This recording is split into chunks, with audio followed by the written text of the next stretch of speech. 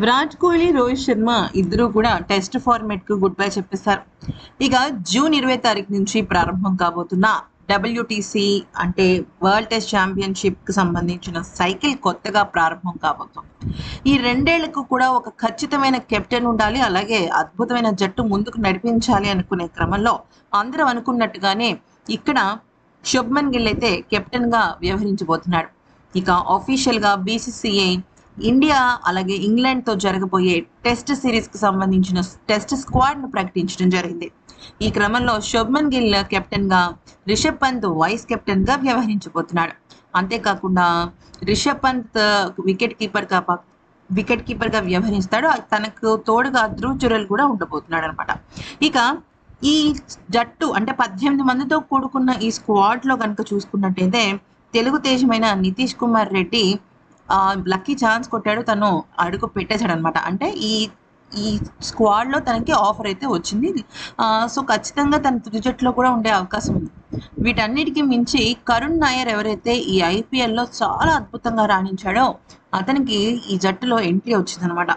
దాంతో చాలా ఆసక్తికరంగా ఈ స్క్వాడ్ మారింది. కానీ ఇక్కడ జరిగిన అతిపెద్ద ఘోరమైన అన్యాయం ఏదైనా ఉంది అంటే అది శ్రేయస్ అయ్యర్ను జట్టులోకి తీసుకోకపోవడం చాలా అంటే చాలా బాధాకరమైన విషయం.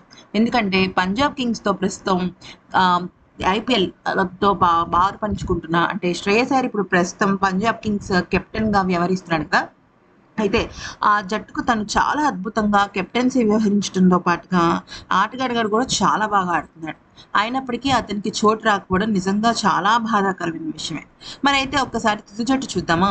శుభ్మన్ గిల్ కెప్టెన్ గా, రిషబ్ పంత్ వైస్ కెప్టెన్ గా వ్యవహరిస్తుంటే ఓపెనర్ గా యశస్వి జైస్వాల్ కన్ఫర్మ్.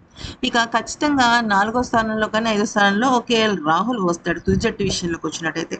ఇక ఆ తర్వాత సాయి సుదర్శన్, అభిమన్యు ఈశ్వరన్, కరుణ్ నాయర్, నితీష్ కుమార్ రెడ్డి, రవీంద్ర జడేజా, ధ్రువ్ జురెల్, వాషింగ్టన్ సుందర్, శార్దూల్ ఠాకూర్, జస్ప్రీత్ బుమ్రా, సిరాజ్, ప్రసిద్ధ్ కృష్ణ, ఆకాష్ దీప్, హర్షదీప్ సింగ్, కుల్దీప్ యాదవ్లు ఉన్నారు.